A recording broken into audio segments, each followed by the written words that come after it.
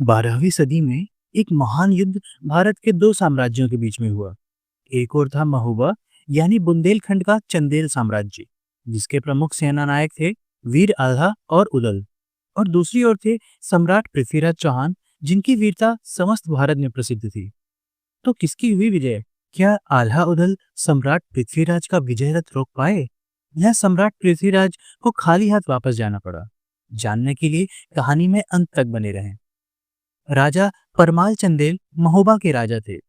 उनके सेना नायक आल्हा और उदल ने अनेकों युद्धों में विजय प्राप्त की। महोबा दिनों दिन शक्तिशाली होता जा रहा था। धीरे धीरे महोबा का विस्तार होने लगा और यह बात सम्राट पृथ्वीराज चौहान को खटकने लगी। उन्होंने सोचा कि अगर महोबा को नहीं रोका गया तो चंदेल वंश उत्तर भारत के अन्य राज्यों के लिए भी खतरा बन सकता है। सम्राट पृथ्वीराज ने एक दूत भेजा और महोबा को अपना आधिपत्य स्वीकार करने के लिए कहा। राजा परमाल ने इसका उत्तर भेजा, महोबा का सूर्य किसी बाहरी राजा की छाया में नहीं चमकता। पृथ्वीराज भड़क उठे और महोबा पर चढ़ाई कर दी। युद्ध की तैयारियां शुरू हो गई।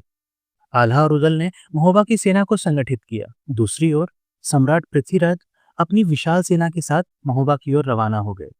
अगले दिन सूर्य उदय के साथ युद्ध आरंभ हो गया। आल्हा उदल ने अपने सैनिकों के साथ पृथ्वीराज की सेना पर धावा बोला।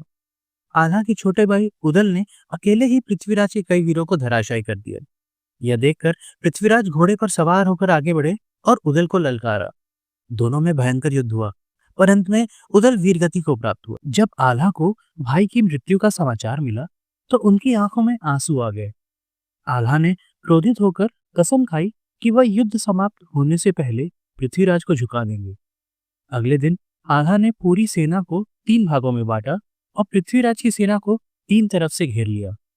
आल्हा और पृथ्वीराज आमने सामने आए। दोनों में भीषण युद्ध हुआ। रोष में तलवार चलाते हुए आल्हा ऐसे प्रतीत हो रहे थे जैसे आल्हा नहीं, स्वयं भगवान रुद्र उतर आए हों युद्ध की भूमि में। अंततः आल्हा ने पृथ्वीराज को बुरी तरह से घायल कर दिया। पृथ्वीराज घायल होकर भूमि पर आ गिरे। सभी यह देखकर सन्न रह गए। तलवारें थम गई और युद्ध रुक गया। पृथ्वीराज ने पराजय स्वीकार की। पृथ्वीराज ने महोबा पर दोबारा कभी आक्रमण न करने का वचन दिया और सेना सहित वापस लौट गए। उधर उदल की मृत्यु से शोकाकुल आल्हा का मन राजपाट और युद्ध से हट गया और वह संत गोरखनाथ के शिष्य बन गए।